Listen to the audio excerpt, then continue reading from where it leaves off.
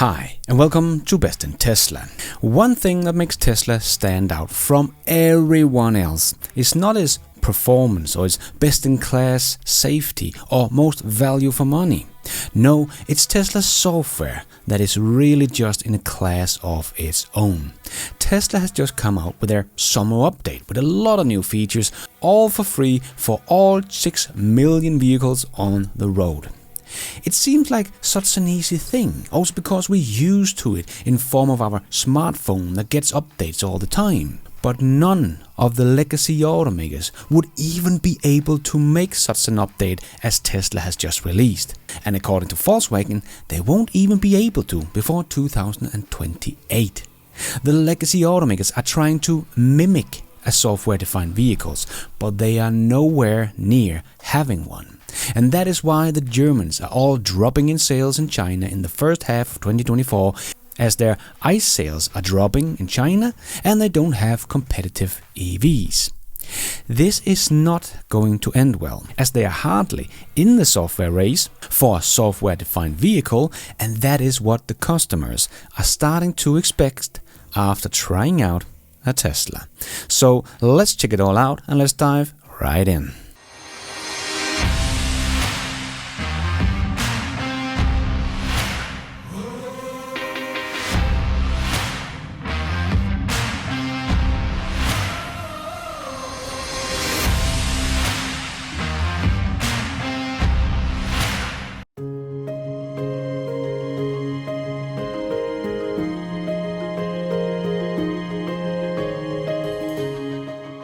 So Tesla's cars are truly software-defined vehicles. And the legacy automakers are trying to mimic that, as they don't have software-defined vehicles. Volkswagen even admitted as much by saying they will have software-defined vehicles by 2028. As they said, by 2028 the car will be built around software. Well, I thought you said you would be able to make an EV just as good as Tesla that could do everything a Tesla could, but for half the price by 2020. Well, that clearly didn't happen, but Tesla's cars have been software-defined vehicles since the Model S came out in 2012. And Volkswagen is now saying they will not have software-defined vehicles before 2028, so about 16 years behind Tesla in that regard. I have heard many people complain about Tesla not having Apple CarPlay, until they actually use a Tesla for a while and find out that almost everything your Apple CarPlay can do, Tesla can also do. Tesla has just made all that software themselves, whereas the others that have Apple CarPlay is an indication that they cannot make software themselves and have to use same software as everyone else. So it doesn't matter if you buy a cheap Dacia or a BMW M5. They both have the same Apple CarPlay. What is premium about that? Well, basically nothing. I even had a little box in my Model 3 for a while that allowed me to have Apple CarPlay in my Tesla, but I ended up throwing it out as it basically didn't bring anything I didn't already have with Tesla's software.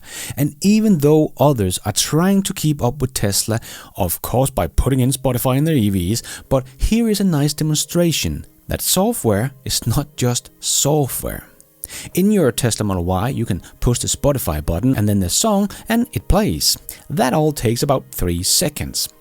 But in your more expensive ID.7, that little thing takes 5 times longer, 15 seconds. The same feature, but the lag in the ID.7 is just life-sucking.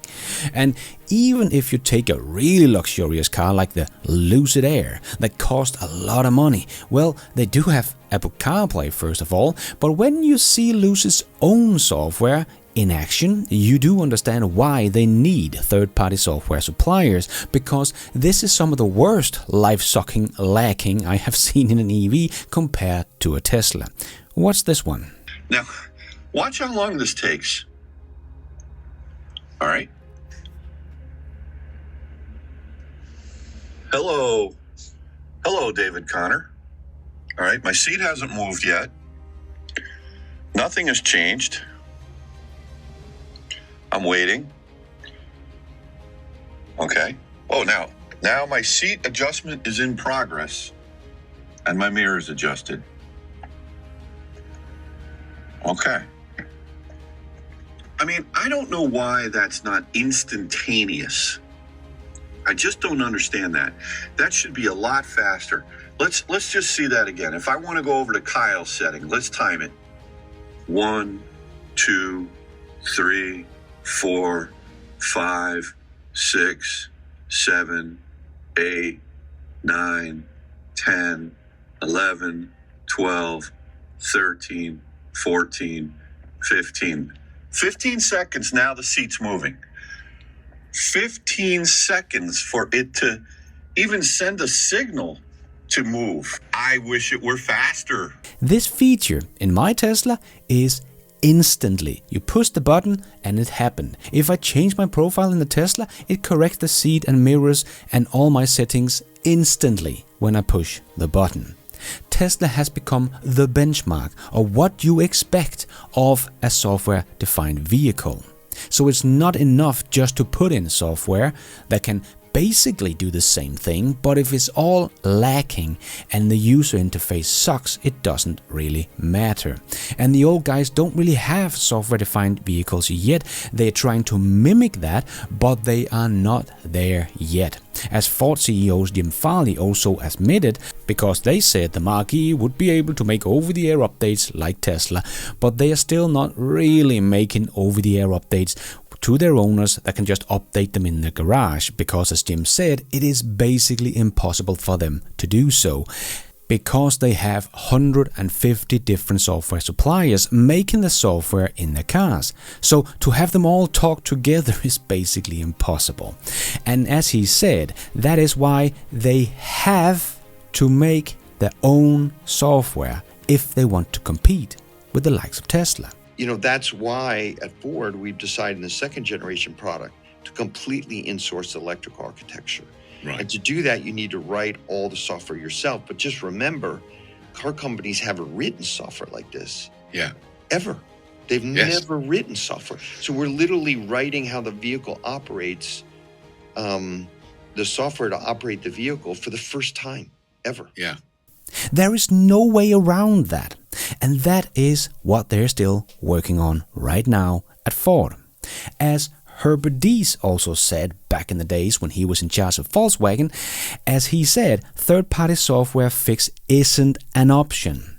They have to make it in-house. Exactly. But then Volkswagen fired him, officially because of the software disaster Carrot was that they bought for about $6 billion and hired 5,000 software engineers to make an operating system for them. But Carrot didn't give them the software-defined vehicle, but just a lot of headaches.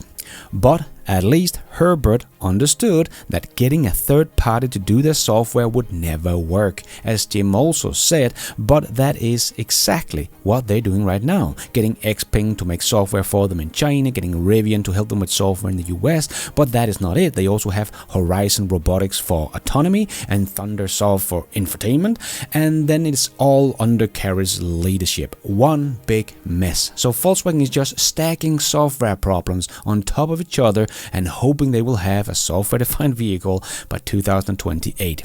It will not be something like a Tesla, I can tell you that. And I think it will be a little bit too late in 2028 if they even manage to do so. People will expect, thanks to Tesla and the Chinese, a software-defined vehicle today, not in 5 years' time. This will destroy Volkswagen's reputation. The Germans are already losing in China as it is. In the first half of 2024, BMW was down 4.6%, Mercedes down 7%, Porsche down 7%, and their EV business was down 54%, but Volkswagen was hit especially hard in China, falling nearly 20% year over year as domestic EV makers like BYD continues launching a longer range, lower priced electric vehicle. The company cited a highly competitive environment for the fallout. So the Chinese already don't want ICE cars anymore. As we can see, they are already nearly 50% new in the vehicles today, and we can see that Germans can't keep up with the Chinese or Tesla in China, as they are actually doing quite great. They just had their best first month in a quarter ever in July. But the Germans are hurting badly in China, and that will only speed up as they don't have software-defined vehicles ready before the end of this decade. So what people are already accustomed to, thanks to Tesla and the Chinese, the Germans will not have any time soon. This is going to hurt them so badly in China, their biggest market. So if it hurts them in China, the company will hurt in general. And as I've said before in many other videos, you just don't become a software company overnight. It takes a long time to become a good software company, because there's still bad software companies and good software companies. And if the old guys want to compete with what Tesla is offering, they have to become good as software. Ford is working on it internally, but the guys at Volkswagen is still sourcing it out to third parties and is just putting Apple CarPlay in and think this will mimic a nice software-defined vehicle and customers will not notice. But they will, because they will compare it to what Tesla is offering. And it's not the same thing. Because when you have lived with a Tesla for a while, you know what a software-defined vehicle really means. You get new features for free from your brand all the time. Every problem that comes along can be fixed with an over-the-air update from the customer's garage, not going to the dealership for half a day to get it fixed. As Steve Jobs always said, the best software is the one you didn't even know was there. And I think Tesla has a great demonstration of that with their keyless features. Because others have so-called keyless features, but then you need a key fob, or you have to open an app, or use your phone like Apple Pay, or press a start button. But with my Tesla, I just get to the car, get in, put it in gear, and go. When I get out, I just close the door and leave. And if my wife comes along and needs the car, she can just go to it and drive. No need for extra key fob or anything, as both our phone works as key but without us doing anything. That is the beauty of it. And the car knows who is getting into the car, so it sets up the profile and so on, so everything is set to my likings, from all the mirrors, the seat, the favorites, the setting preference, and so on and so on. So yes, Tesla is right now showing the world their new amazing full self-driving version 12.5.1 that is blowing people's minds, and that is also coming to all other Teslas with an over-the-air update that wants to buy the software. No other EV you bought in the last 3 years will be able to do this, but every Tesla that has been bought in the last 5 years will all be able to get this feature. But that is the really big stuff. But even the small everyday stuff, like real keyless features, is what really counts in your experience of a software-defined vehicle. And right now, you won't get that with any of the legacy automakers. And some of them are even still 4 years out from bringing it to its customers. And all the cars they are selling right now will not be able to get those updates. They will just be left with an old, obsolete product. There is a software race in the automotive industry right now, and Tesla is leading this race more than they are leading in the BEV race. But here the legacy automakers already seems to have lost. But what do you think? Do you think they have a chance of coming out with a software-defined vehicle in time that will change their fate, or are they doomed? Let me know in the comments down below. And thank you for watching. And until next time, take care out there and be nice.